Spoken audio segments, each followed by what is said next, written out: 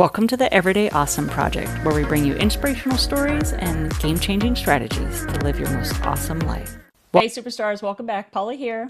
Sam Pruitt, what's up, beautiful humans? Right, today is the overgiving trap, how to invest in relationships that actually reciprocate. Over giving, people. Giving, dude, right? Over giving. Yeah, Mm-hmm. yeah. And one of the things that led to this, so the idea is like you don't get in relationships what you deserve, you get what you accept, is what I just want to summarize that in the beginning, and we're going to unpack that. This doesn't show up as much for you, but like as we were studying for this, I was like, oh my God, that's me. Oh my God, that's me.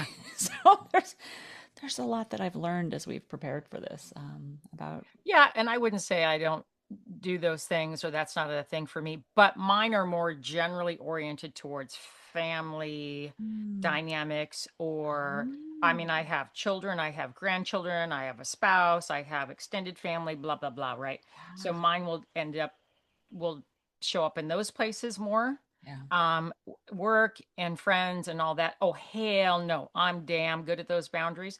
I'm decent at the other boundaries, Mm, family unit stuff, yeah. but nowhere near as good because that shit takes some work. And I know anyone listening, some relationship in their life, if not many, many, would fall into this category. Yeah. And we were talking about it before we went on air. It's so much in the conditioning of society norms and whatever your family's belief systems or structure might have been Mhm. growing up. And then it comes into, church and school and like it starts to just roll out from there. Yeah, I think the key word is like the conditioning, right? So, Conditioning. yeah, conditioning your nervous system. And I mean, it makes sense. All of your behaviors and your expressions are, part of your identity or how, the framing, the belief systems that you have underlying everything. That's how you see the world, your experience, how you show up for things is like, are you an overgiver? Okay, why are you an overgiver? Well, I believe that, everybody has to like me and, it's not safe unless, whatever. Like there's these things that we're going to unpack today. And so, yeah, that conditioning as a child, you root that, and then it just shows up bigger and bigger, whether you like it or not. Like, you're sometimes like, why am I doing this again? Right? Yeah. Yeah. A lot of families indoctrinate Mm, their family members and children in this way. A lot of schools do, a lot of religions do. yeah. There's a lot of environments we all get exposed to where it's like this is not just glamorized and sort of rewarded or perpetuated or whatever. Like there's a cycle of it, but it just becomes if we don't subscribe to it and live by that sort of way of being in the world, then people will guilt trip us, judge us. There'll be negative. Maybe we won't be safe. Maybe we'll be rejected. Maybe we won't get what we need, all those things. Mhm. So it's a real thing, and we all need to have a conversation about it. You were talking with somebody, and that's how it sort of came into your radar. Yeah, I'll give you the context of where this idea, and then overgiving was like the theme, but there's a lot inside this episode that we're going to unpack today that is just like, oh my God, we could talk about that, we could talk about that, we could talk about that, like boundaries is part of it, and people pleasing and low self-worth or whatever. So, having a conversation last weekend, it was a group of friends, and one gal was sharing how she's a uh, high-end art dealer, right? And so she was at these posh events in LA, and this particular interior designer that she's seen at events previously. There was like, I don't know, months leading up to this. It sounds like she'd go to an art gallery thing or an art, art, whatever stuff. And she'd meet this interior designer, and then she's like, "Oh yeah, hey, we should have coffee. Let's get together." And she'd call her that week, and she wouldn't call her back. And she's like, "Hmm." And then she'd see her like the next week or next month or something. And again, so this perpetuated. And so the prior week prior, she's like, "I don't know what's going on here." She tells me when we're in person, like, "Yeah, let's get together." And then I call her, and she doesn't return my call. And then and the interior designer's like, "Oh, I forgot. I'm so sorry." And it's like over and over again, right? And so I'm like, hold up, right? Like, why are you wanting to reach out to this person so much? What is it you're trying to establish, And What's the chase about? exactly, exactly. And what's coming out in the way she's expressing it is like, the tone and the delivery of it is like something's wrong with me. Like, why doesn't she like me? Why does she keep, she's trying to understand what she's doing wrong, Yeah, where she this part, immediately takes it as personal rejection yes, and that it's something in her. yeah, yeah, yeah. Like I have to adjust, I have to adapt, I have to do something different for this person to like me. Why? And then I was like, well, hold up, I'm all, and one of the things that spilled out as a part of like her subconscious was, wow, I think I just want everyone to like me. I just want everyone to like me. And I was like, oh, hell no. That's like a low standard. It's like perfection. It's like you'll never have everyone like you. You'll never achieve perfection. So let's Hmm. unpack that and untangle that to start. Right. So that's where this started. And then I was like, And then, always in these conversations, if I see something in them, I'm like, okay, why am I seeing it? Like there's something over here How do from, I relate to it? yeah, yeah. And in the moment I was able to give her a lot of great, like, no, like believe in herself, and like, no, why, you don't have to chase this woman, and your friends, people that are meant for you will absolutely, they'll reciprocate, right? Not, oh, I forgot, over and over again. So I was able to, speak that, and then I was like, hold up, where am I doing any of this in my life? And then take a step back, and as we prepared for this episode, I was like, oh shoot, there's things in this for me. So one of the things I wanted us to, put out there in the, let's call it the category of overgiving, are like the red flags, like the telltale signs that you're doing it. Because when I saw these, I was like, okay, that would be me in a lot of really, intimate relationship and relationship with my mom. I see this. So I just want to put them out there. We'll talk about the five like red flags if that's happening for you, unless there was something else you wanted to ask about that story. Well, you said what seemed to come about through this dialogue that the two of you had and her sharing. I love her candidness and her willing to inquire within herself as to what was going on here. A needing or a wanting to be liked. Is that how she sort of termed it? Yeah. And I see it show up a lot as a wanting to be wanted Yeah. Yeah. or a wanting to be needed. Yeah. I see that a lot as well. And they're all similar, right? Mhm. But the listener might identify with, okay, if they like me, they don't, or whatever. But in other relationships, I have such a need to be needed or wanted, to provide value, Mm. deliver value to that relationship in whatever way, shape, or form, so I can be valued. So I will be seen as valuable. So that's another way that it can show up. And basically, we're talking about the same damn thing, but it can show up in different ways. So I just want to kind of throw that into the mix. And I just raised my hand. I'm like, wow, I have been doing that subconsciously. You're absolutely right. Like, and not, I don't look at it that way. It's like, oh, I just care about people. I'm being kind, right? Like you think what is behind it is a generousness, but it's a neediness actually, or it Mhm. shows. And I think part of one of the things when I was, studying this topic is they were saying people who like are too available, they're just like insecure. Like you just see, if they're too available, they're always there, they're chasing you, they're like, how are you, always up, up in your business or whatever. You're like, get a life, so it's a It sign of could it. just be a proving ground situation. Like in work environments, this can show up of like you have a bunch of skills, you're pretty smart at this or that or whatever. You're in a work team environment or with a boss or whatever, where you just keep like trying to deliver the goods and show Yeah, I I'm worth have a it. direct example of a group I'm working with right in a work environment where like there's this posturing and this dynamic going on with the staff where Yeah, they're all trying to like deliver the goods for yeah, like let me show you how valuable I am. Let me show you my skill set. yeah, And there's just it's creating all this conflict and um, dysfunction. uh, Ultimately, I'm holding leadership responsible for creating an environment yeah, where people aren't being seen, being respected. We don't even understand what their skills are, right? So they're being kind of like forced to awkwardly, like socially mm, go against each other and mm, compete and throw each other mm. under the bus, trying to make Like themselves look better. parents favorite child or something like that. Yes, Yeah. totally. That kind of weirdness can happen really easily. It's Yeah. pretty common. Again, coming sort of from this same root place Mm, of like, I want to be seen as valuable. I want to contribute here. I want you to recognize my strengths. yeah. I Well, want you to see my value.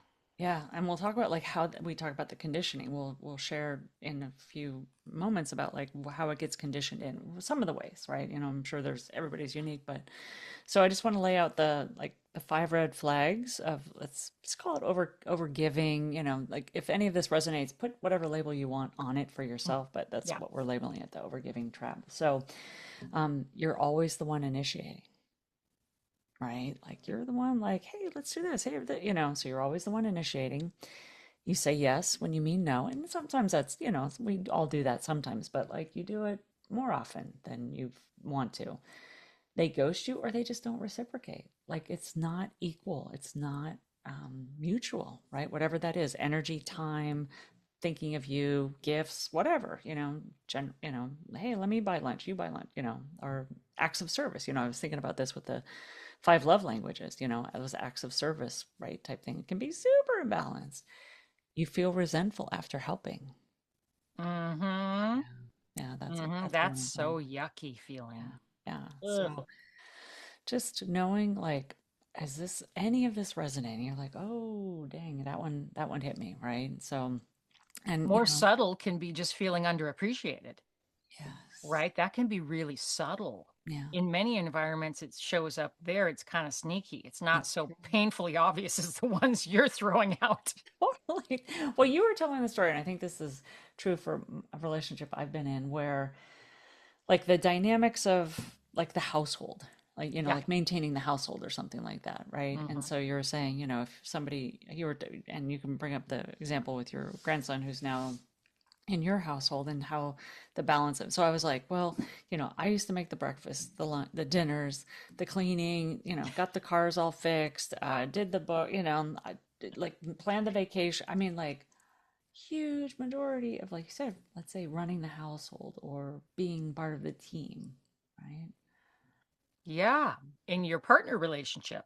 Mm-hmm. We're not talking about with young children, Mm-hmm. where you think, okay, when the children are young, you're obviously doing a lot more of the responsibilities.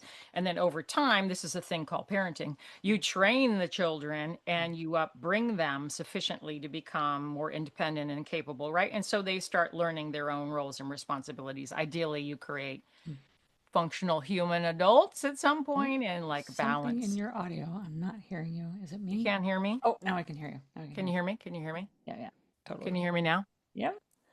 Oh, Oh, and now my mic is in there. How's that? okay. Yep. Go for it. Um, that's a normal process of being, we can talk a little bit about our youth and how things came about that we might have these propensities, right? Mm-hmm. But what you're talking about is in a partner relationship or in a housemate relationship or whatever the might be, however you live your life. Many of us don't live alone. Who is doing what can many times be unspoken. Mm, And it's interesting when you get into that relationship initially, let's call it a roommate or a partner situation where you're like in a shared house, for example, you might come into that wanting to really contribute. And mm, again, show your value and show what you're capable of and deliver worth and all of those kind of things. And next thing you know, you're stuck in this cycle or this trap we're calling the overgiving trap. You're all of a sudden the one always cooking, cleaning, doing the dishes, etc., or the one who's being financially responsible, or the one who's taking care of whatever other the roles and responsibilities are in the house. And lots of people don't even have awareness that that is happening. mm, It's just by default mm, how it develops. And then you get stuck in the trap, mm. right? And if you want to change that because it doesn't feel good, you feel resentment, you feel unappreciated, whatever the things You are want that to you're feeling. rebalance things, right? Yeah, Renegotiate. Yeah. you need to renegotiate that exactly. And you'll hear that sometimes from parents how, oh, my child doesn't appreciate anything that I do for them or whatever. They've created that dynamic. Yeah. Yeah. They need to take responsibility for therefore then changing it. Yeah. And if you're not understanding so far, you are a co creator of your experience and you have great responsibility in every relationship to generate reciprocal giving and taking and energy and balance and respect and appreciation. Yeah, something I just wanted to double click on what you were talking about, that imbalance in relationship and starting to negotiate. So I found, at times I've been aware of like the imbalance and like try to do that negotiating. People don't want to renegotiate. They're like, what are you talking about? It's fine like it is. Like Well, why would first of all, they'll be in denial, won't they? A lot of times they're like, "What do you mean? I take the trash out I once a do month." I do all this. I do all oh, hell yeah. Oh man. And yeah, that renegotiating doesn't usually go well. So I just want to say like do it early or depending on the viability of the relationship. Is it more important that they see the imbalance and go, "Oh my God, you're right." Oh my God. Like I Yeah. remember coming and staying with you guys and how beautiful you do a lot inside the house and Dave does a lot outside the house. And it was just like totally accepted and you're both thriving in, I mean, I'm sure you would love to have maid service all the time, but like you're like, I'm cool. I like my house a certain way and I'll take care of it. And Dave loves to tinker outside and take care of all that stuff. And you're like, great, you take care of all that and I'll take care of all this. Yep. And I want nothing to do with maintaining cars or the garden or any of those things. But my interior house is, I like it a certain way, and this is how that will be going. yeah, yeah. And And so that's just a agreement that we have. So you exactly. can make these agreements. Yeah, and they can look like however, and if and I'm sure, well, and before Dave retired, there was a lot more that he was doing outside of the house. So Yeah. maybe he had a fraction of what he was able to do on the exterior of the house, or he hired it, or whatever you guys did, however you negotiated that. But it was in partnership. It wasn't an imbalanced partnership. It was like, yeah, that feels equitable, or that feels balanced to both of you. Hmm. Hmm. So yeah, and And you'll have that with taking care of kids or pets, or like we're getting a little bit older. So now it's a taking care of our parents situation, right? We're in this really awkward age group now where it's like, damn, sandwich they're generation. on, they're, they're on all sides. They're just coming for us. The kids, the parents, whatever, they're living longer and they're growing, they're not able to get out on their own. You're like, can y'all just get out and, do what we did as Gen X, right? Like we were on our own at 16, 18, whatever. See ya, bye. But if you don't ever think about it and create awareness and dialogue around it, even if it's just you figuring it out for yourself, let's say you do get resistance from the other players in this play, Mm-hmm. this stage play of your life, you do get resistance. So what? I don't necessarily need to have full agreement from all these people, by the way. I'll still be doing it. Mm-hmm. Yeah. Like if I want to take care of myself in a certain way and have certain boundaries or have my life go a certain way, I still am going to have agency over that. I don't need everybody to sign off on it. Well, I want to touch on something here because if you're in the trap, which I have been, and I'm guilty of this, I just want to touch on two other things that I just thought of is one is avoiding conflict at all costs. Like not speaking up, even though it felt imbalanced, you want something else, whatever. And the second one is like losing a sense of what you actually want. Like, Hmm. does it matter to me that, I'm doing all of this, or wouldn't it be nice if they did this or whatever? Like, you just becomes like, oh, I just do all that. Like, you take on so much of the responsibility, the overgiver, if you will.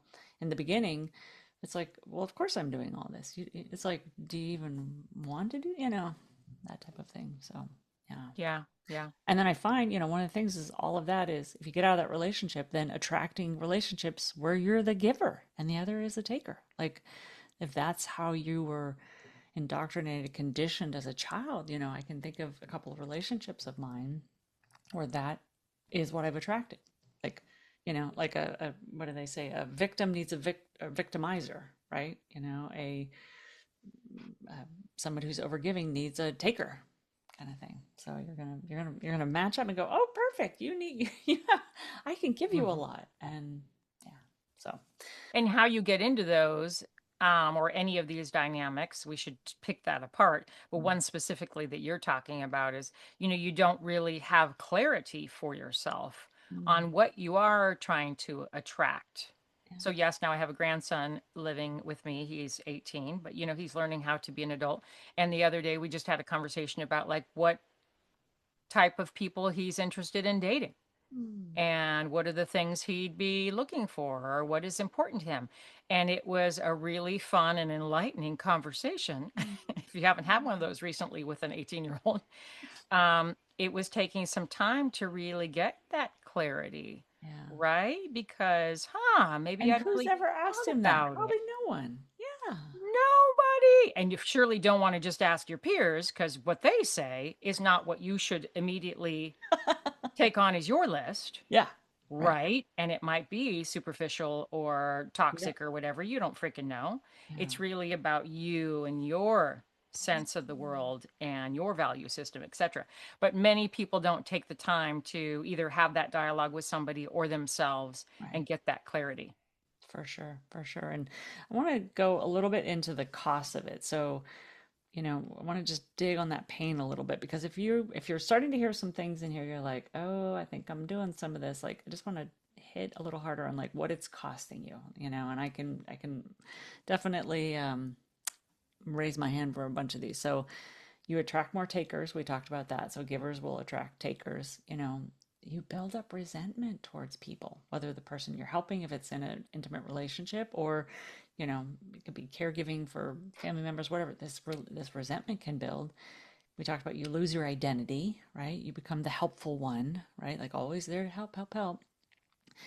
And then it can lead to walking on eggshells to manage others' emotions, because that's a big part of this. You feel responsible for the other person's emotions. Like, oh, I hope, because your love, that's a source of your love, your belonging, whatever, like being valued and stuff. So you're walking on eggshells, and that's just like energy. And the energy drain instead of fulfillment. Like you're expressed, you're seen, you're fulfilled, you're, reciprocity. So, those are just some of the costs. And, we probably didn't hit on all of them, but just knowing like what is that costing you? And is that how you want to continue living? Or can you set yourself free? And if it's a trap, there's a way out, right? Like there's a way out of this. That last one, that energy, circle of energy that's reciprocal between humans, you and I are big energy people. Mm-hmm. I always perceive that as giving blood. If it's a relationship where I feel like, God, every time I go to see this person, it's like I'm giving a pint of blood Mm-hmm. and a pint of blood and a pint of blood, right? But you're never regenerating that Yeah. back into your emotional body, your physical body. It just feels like, geez, did I just give blood? Mm. You feel drained, exhausted afterwards. It doesn't feel good. Yeah. And you only want to, you're not going to want to hang out with that. Like, no, hell no. Right. So I find that some of that like erodes that self worth, Hmm. like that gal with the interior designer. Like, she just starts questioning, is something wrong with me? Like, you start to question who you are. You get this identity confusion, maybe like, what do I even want? And why doesn't she like me? And, what's wrong with me? And just this whole, you know, that, and then resenting it. Like, she's like, oh, she's snobbish or whatever. It's like, hold up, not everybody's gonna like you. Not everybody's your people, right? So, Yeah, exactly. emotional exhaustion. Let's just get rid of it all. But I want to talk a little bit Yeah. about like some of the things when we research this, where this was coming from. Like we talked Yeah. about that conditioning. Let's do it. So, like, what's coming behind this, right? So, um, I would say for me anyway, I have this little list of love was conditional, right? So if you grew up in a household or caregivers or whatever where love was given to you conditionally, like if you are good or whatever, your needs were met with withdrawal, criticism, or punishment. How, frame that for however you like in your life. So if your needs were met with withdrawal, criticism, or punishment, and emotional safety, this is key because the nervous system and our, human survival instinct is all about safety. So if our emotional safety depended on being easy, like no worries, like easy, good, or low maintenance, or like you talked about, like being invisible, like Yeah. it started to become normal for us to be easy, like be the good girl, be low maintenance, there's The excellent. quiet one. Yeah, there's this Hmm. excellent TED talk that I absolutely love, where this gal says, when there's a family member that is of high needs in the family unit, whatever dynamic that is, sibling, parent, whatever, if there's someone of high needs, alcoholism, depression, disability, something, um, that person getting attention, sometimes the good girl shows up like, oh no, mommy, I won't, we'll take care of Bobby because he, has autism or whatever it is, or mommy's got troubles, disabled or depressed or emotionally immature or something like that, that child begins to survive and be okay because they can be somewhat loved, or they that signals to them. And this is where I think we want to talk about that fawning. So Mm-hmm. like you learned this, you said a year or so ago when you were doing a deep dive into the vagus nerve, right? So Right, because the vagus nerve, and you hear a lot about the nervous system, and you hear a lot about fight or flight, especially how people live today, and everybody's constantly on cortisol overload and fight or flight, and rah, rah, running around, henny penny, the sky is falling because we're stuck on our phone all day long or whatever. And then you'll hear a little bit about the polar opposite, how the nervous system will also go into, you know, basically freezing and trying to stay safe and secure through freezing itself, but it's fawn or freeze. mm, And fawn gets left out of the conversation a lot, mm, mm, but it's directly linked to that, right? So the mhm. freeze is just literally frozen like an animal you can imagine. A Yeah. prey is coming, they're freezing, trying to stay alive, right? This is very primal stuff that the nervous system does to help keep us safe and alive. Yeah, and so I just want to touch on, in looking, doing some fact finding for this. So fawning as a response was developed by Pete Walker, and he Mm. says it's the fourth trauma response. Like you said, fight, flight, freeze, or fawn. Instead of fighting or fleeing, the person pleases, accommodating and shrinking to stay safe, right? Often develops in childhood when we have needs to led to when a childhood having needs led to punishment or withdrawal. The fawn response is a nervous system pattern. Stay safe by pleasing the powerful, usually the parents, right, or the caregiver. And the opposite, so our healing begins when you learn that safety no longer requires what he calls self erasure, or like being invisible or withdrawing, or like, yeah, your needs. So the nervous system to adapt and at those times says, I have needs. Oh no, if I have needs, I can risk disconnection from the family unit, from that person that like that's my caregiver, right? Like that's huge, right? And if I meet their needs, I stay safe. Like that's how this little dynamic gets conditioned. So think about that in your life, or somebody you care about, or somebody that you see these tendencies to of over giving or people pleasing, or over, like you said, chasing or being wanted. What maybe was going on in their family dynamic that it wasn't safe to have their needs met.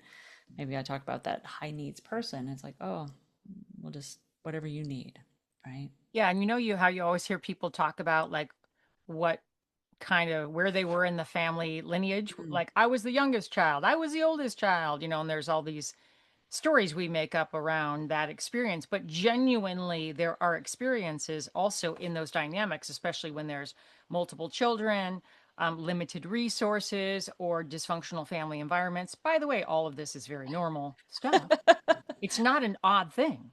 Yeah. 80% of the listeners will be like, oh, yeah, Had that's two or me. three, 2 out of 3 over Raise here, your right? hand. Totally. So you can understand based on that, and as you're describing, where these responses would be conditioned within you, right? So we're Adaptive not like behavior. casting judgment on you or your family dysfunctional dynamics. Hey, welcome to the party. But like understanding that, oh, I'm this way, I do these things. We'll just use that connection you were having with that gal the other day. You were referencing about the art, um, Dealer, yeah. whatever show dealers Interior design.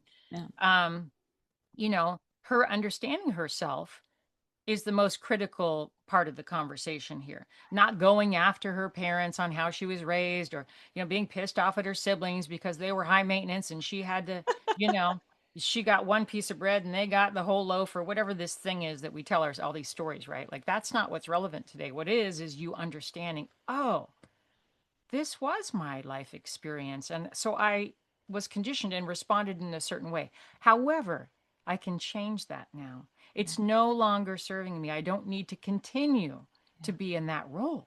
Yeah. Yeah. And it got Break created free. with it. So I think there's a little, so there is one thing I want to give people back their power, and that's the power of choice. And what I want you to understand is sometimes people say they did it to me, like this dynamic of parenting or this dynamic of the way that my environment was caused me to be this way. And it's not. It's what your mind, as a survival instinct, said, in order to survive this, I need to do this. And you forgot it because you were little. Like you're little and you're just that little young brain trying to figure out what is the hell, what is this, how do I get through this, right? How did I get into this shit show? And Right? how do I And survive it? yeah, so I just want to give you your power back. You did it then. You just were too little to remember that whatever. It's like, oh, it feels like it happened to you. Nope. You chose like survivally to be a certain way. We talk about those strong suits and the ways to survive, whatever. But then you grow up and you're living as if, you're still in this family unit or family dynamic. And so in walks an interior designer that rejects you or whatever. And it's like, oh, something's wrong with me. How do I stay in the unit? How do I belong? How do I get that person to like me or whatever? That ain't what you're trying to do anymore, so good. So it's updating the nervous system, right? So you had a choice then, that's how you chose. Now you can choose differently. So some of these choices, I just want to like quantify them because I think these are great. So we pulled these out before the episode. Is like some of the retraining sounds like you can say no and still be loved. That's Yep. not what you thought as a little 4-year old, 6-year old, 8-year old, 10-year old, but you are a big girl now, big boy now. Like you can say no and still be loved. You can have your needs and still belong. You can have your needs and still belong. These are just new upgrades to your operating system. You can be authentic and still be safe. That's huge to the nervous system that like as a child, depending on the level of severity of being ostracized or how that felt, or like parents withdrawing love is one of the most painful things for children. Brutal. Brutal. Right? Restricting It's like or sucking out oxygen. withdrawing or conditioning love is poison. Hmm. It's just really, and And and as a society, not just parentally, but for us to do that to one another, our peers, our friends, our coworkers, or whatever, human to human, just treating each other that way is absolutely, that should be criminal, but it's poison.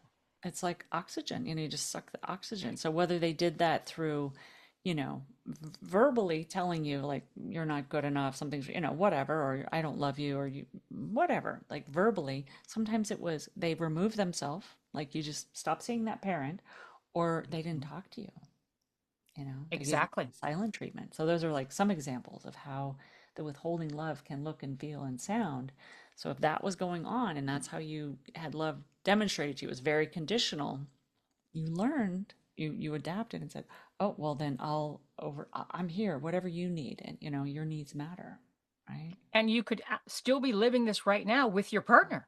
Mm, They could be doing the same freaking shenanigans. Or, I mean, let's be even brutally honest. You could be the one doing it. yeah. Oh, Do you 100%. have awareness that you are the one doing it to the partner or the child or the family member? I mean, if it's a conditioning, you could be the one rolling around doing it. It's true. That's Hmm. true. Nice reframe. I like it. I like it. So let's talk about some of the like, all right, so now we know, what it looks like, what it sucks like, how it feels to It be in it, sucks. what's caused it. Like, okay, how do we get out of this, right? Like how do we start to heal, and what can we do? What are some things we can do? And one of the as I was, thinking about this I can't think of any other better words to give this to. So I'm just going to give an analogy of in my years of real estate investing, we have a term called a buy box, right? And so in real estate, we say, okay, here's my buy box. I'm looking for this. Am I looking for a single family home or an apartment complex? Am I looking for something in the $100,000 range or $1 million range? Am I looking for whatever, So a buy box is like, how do I define that? And investors get slapped when they don't stay inside their buy box, right? Like you lose money, you whatever, lose sleep, whatever, stay inside your buy box and you define that.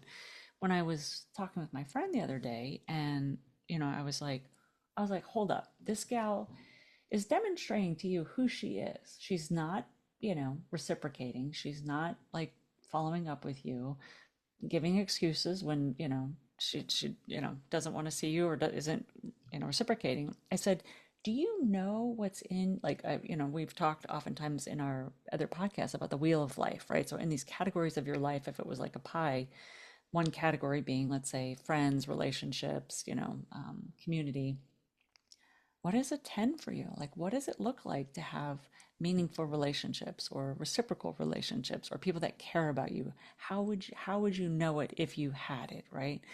And I said, do you know what that looks like and feels like? So what's your buy box in the area of friendships? And if it's this low ass standard, like people can just like not call me back for no, no, No, hells no. no. Hells no.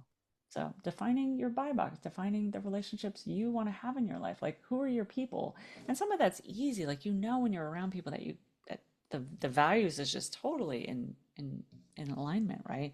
And people show you who they are. Like if they're not as interested in you, like next. Well, why don't you give an example of some things that are in your buy box? So we'll just call it like relationship buy box. Mm. I'm going to buy into this relationship. Well, so I'll give you an example that I actually shared with her on that day, which was so there was this women's circle that I was invited to years ago, and I want to say there was about it wasn't like an like there's sorority things, and they like do like a hashing or whatever, so like more people Hazing. apply, yeah, somehow like more people start out but not everybody gets in or something like that. This wasn't how it was, but let's just say the group was bigger than it ideally was going to be, just to see who like wanted to get to know each other and could they meet at the same times or whatever. So there's all these women, like 15 or 16 women, and across the this is during COVID, so we were all sitting separate, right? And this gal, she starts introducing herself. So we go around and we introduce ourselves. I'd never seen her, never met her, didn't know anything about her. And she just was like, huge animal rights person, right? Like had started, all these things for animal rights. She was actually part of the Women's March, one of the founders of the Women's March, this and that. And she just, not that she was creating this resume, but she was just like, this is who I am in the world, just like This is what sharing I stand for. and sharing about herself. And I was like, when I heard these things coming about out and just her way of being, I was like, I need to know her. I don't know if we're gonna be longtime friends or short time friends, but as everybody introduced themselves, it was like, I'm coming for you, you know? And I went up to her afterward and I said, I would like to take you out for coffee. I just love what you said. I'd like to get to know you more. She's one of my dearest friends now to this day. Like she's in my spirit circle, like for sure, for sure.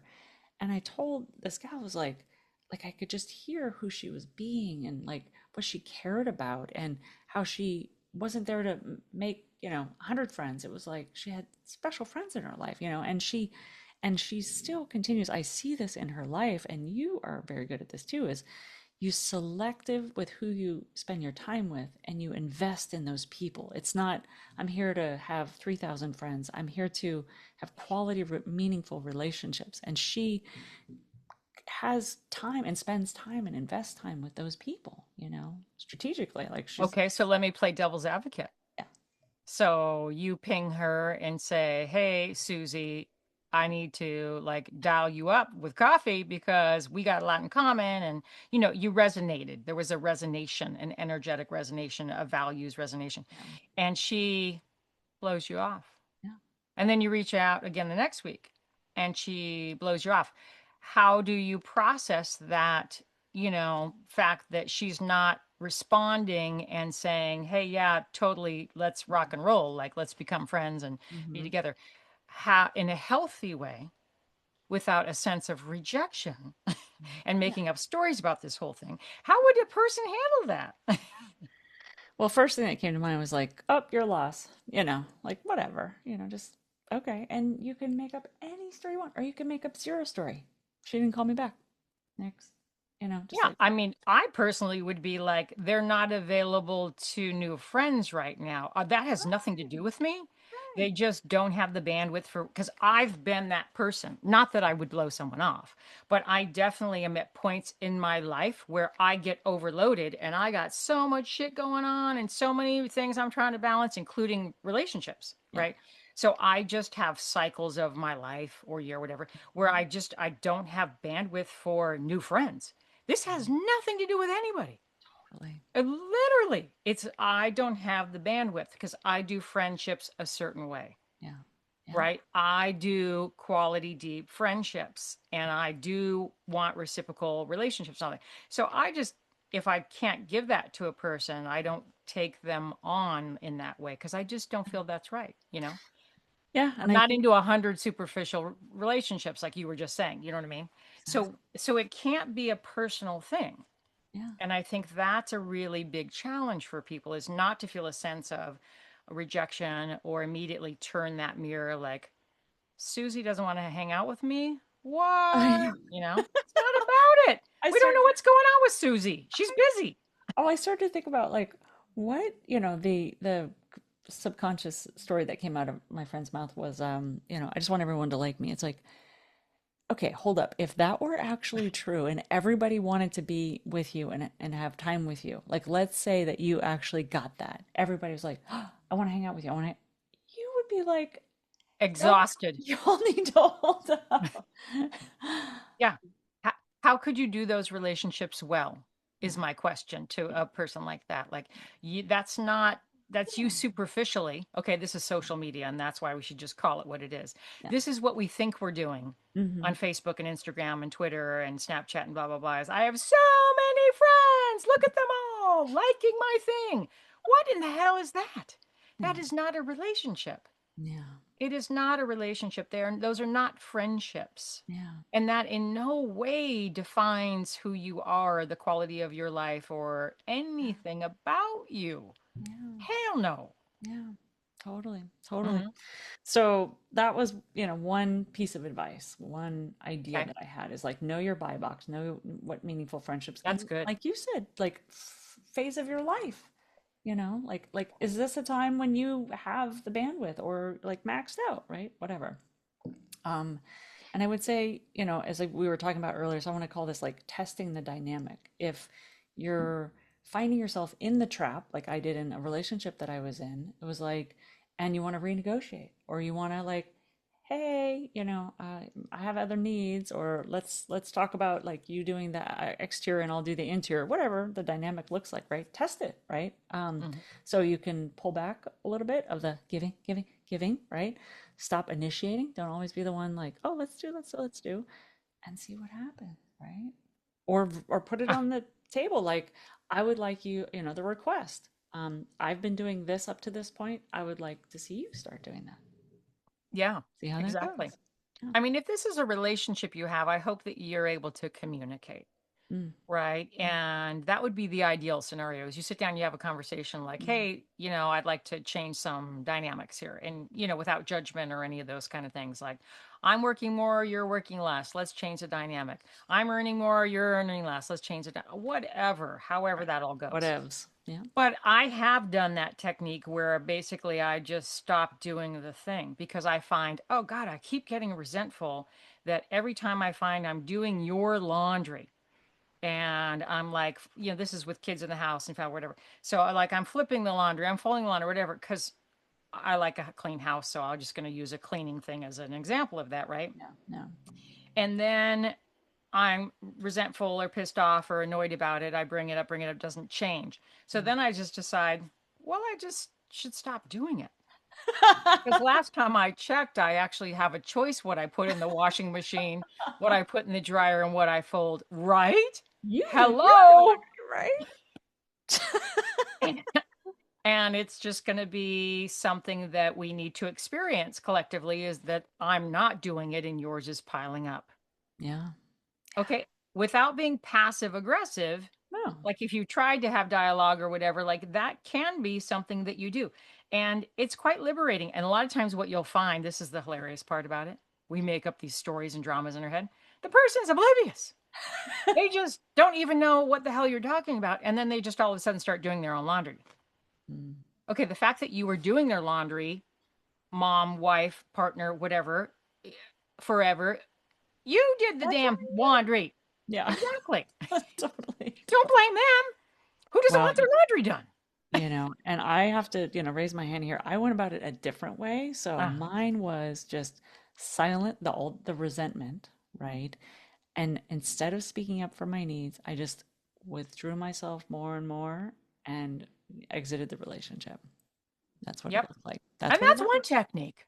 That's that's one way of doing it. If you don't see it, but I had all these considerations like, oh, well, they won't say yes, or they won't love me, or this could lead to whatever, like backlash or all sorts of things made up, right? I have no idea how it would have gone, but I chose the avoiding conflict, avoiding the negotiation, because that person actually is a very good negotiator, very good Hmm. deal maker, and I knew that I would be outnumbered in terms of skills. So I just went, okay. So I just took Yeah. myself out. Yeah, but Yeah. not again. But it's awareness. So like now I'm like, I've learned so much in preparing for this episode. I just love this podcast. It's so good. I would say about this relationship dynamic thing that we're talking about right now, I a shout out to my son. I remember when he first left home and went to college. Mm. Well, he lived in the dorms initially, which was insane. But anyway, no one wants to live in a small room with three grown ass Oh, adults trying to get a college education and function at a high. That was a disaster. But when he went into a housemate situation and a shared housing situation outside the dorms, so now there's a kitchen and there's a house to keep, there's bathrooms and kitchen, whatever. He's definitely my son. So literally we went to visit the first week or whatever and already had a giant note above the sink, do your damn dishes. and he's gay, by the way, which is It was, perfect. yeah. And there was all this like clarity of communication around the house about maybe they sat down and they made house rules because they all came from very different experiences and upbringings, right? So you can't expect you're going to be on the same page. Come the hell on. And if you're dating someone, you can't expect that they were raised exactly the same and they live this. That's just not real. So communication, people. Well, and I just want to say, like, maybe we'll do an episode on this because I remember the phase of growing up where the note tenant or the roommate note thing was a thing. It's pretty toxic actually. So it's a fear of communicating and creating agreements. It could be a reminder like dishes, or something like that.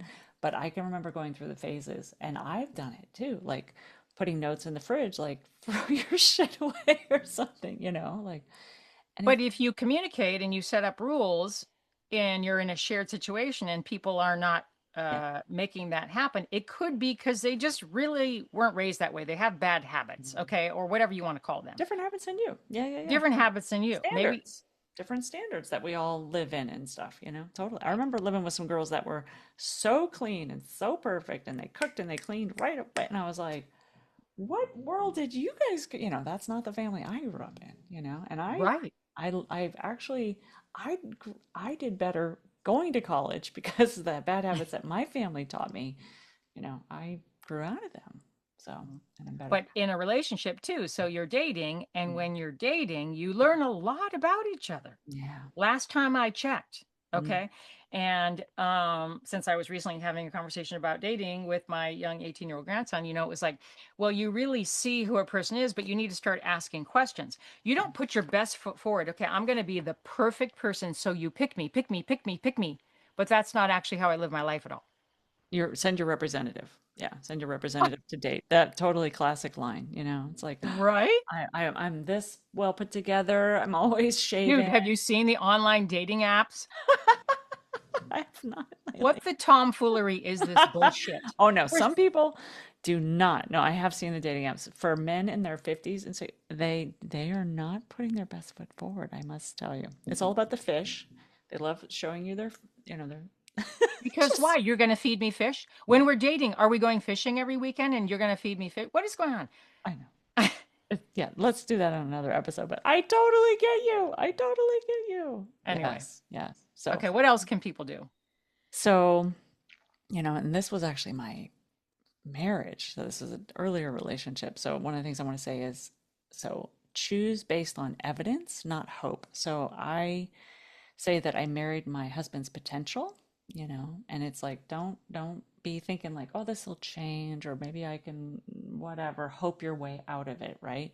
Believe what people show you, like what they're doing and, like you said, after the first date, like go to their home, like, I went to my soon to be husband and he's got his bed's on the floor. Like that should have been a sign. Like the mattress was on the floor, he's a contractor, so like the whole house was torn up and bed on the floor. It's like, oh, he's like mid transition.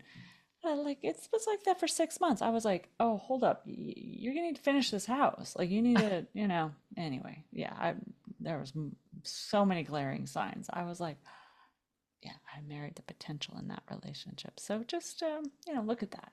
Look at that. So people show you who they are, believe them, and, look at that, that imbalance, or like knowing that if you have a tendency to overgiving, or if any of this resonated for you, like it's just a survival pattern, right? So now it's not hidden, it's not in your subconscious. If you're hearing this, it's now in your awareness. You have something to look here.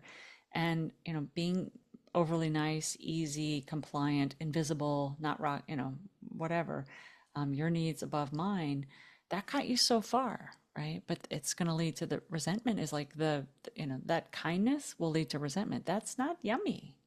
Like, get your damn needs met. And I'm speaking to myself here as I'm talking out loud. So Yeah, you should have your needs met. yeah, First of all, you should know what your needs are. more, yeah. You should communicate said needs and you should have your needs met. You're not a bad person if you have needs. You're not a bad person if you speak up for yourself. You're not a bad person if you have boundaries. Yeah. This cultural or religious or societal programming Mm, around how we're all supposed to operate with each other is mm, pretty much bullshit half the mm, time, mm, you know? mm. And it's totally fine at this point in our lives for us all to just sort of call it like it is and rewrite the rule book. Yeah. Yeah. So, think about this isn't about this is about your self-worth, not about selfishness, because Mhm. some of the languaging that we hear is like, don't be selfish, that person's selfish, and whatever that sounded like when you were little, and then how bad of a, it's like, don't, rich people like have like people that don't have money throw a lot on that. But there's a lot of rich people that are amazing human beings and give and contribute and stuff. Same thing for people who take care of their needs and who, stand up for themselves, right? So selfish, so it's not about selfishness, it's about your self-worth. And you're not too much. You're not Mhm. too much. You just need to invest where it's going to grow, right? Like, you're not too much. Look for reciprocity, right? Like, doesn't have, I don't think going into relationships like this transactional thing, but just notice where that bank account may be, where you find yourself overreaching, over initiating, over giving, over caring their needs, right? Are they okay over there, right? So you deserve people who light you up. You deserve people who see you and want Yep, to contribute to you, to see you and want to light you up, right? exactly. Exactly. So that's what we got. So what's the one thing that from this you want people to leave with? What did you hear as like a real ding? Like, Mhm. I mean, at the core of a lot of it, whether it's wanting to be liked, needing to be needed, wanting to be wanted, this trap we're referring to, at a core of a lot of that dysfunctional behavior, if you will, is this lack of self worth mm, and understanding about yourself and what your value is intrinsically, just like who you are, just being born and breathing and being a human being, right? And not having it have to be earned, mm, rewarded in any mm, way, shape, or form. Like it's not something you have to earn, mm, and that's a big overcoming for many, many of us. That's a long journey, but let's all get busy on the path mm, to accomplishing that over the course of our lifetime. That's mm. what I want for people. I love that. I love that. For me, I would say just have the awareness if any of this resonated. So I'm like walking around like whole, like I have a new level of awareness of how I'm being. So if I find either resentment showing up or looking to give or, add that value or contribute or just whatever, I'm just going to check that. Mhm. Just like check that and be like, hold up, why do I need to feel like I have to whatever, and just, Yeah, add value by breathing. yeah. Yeah.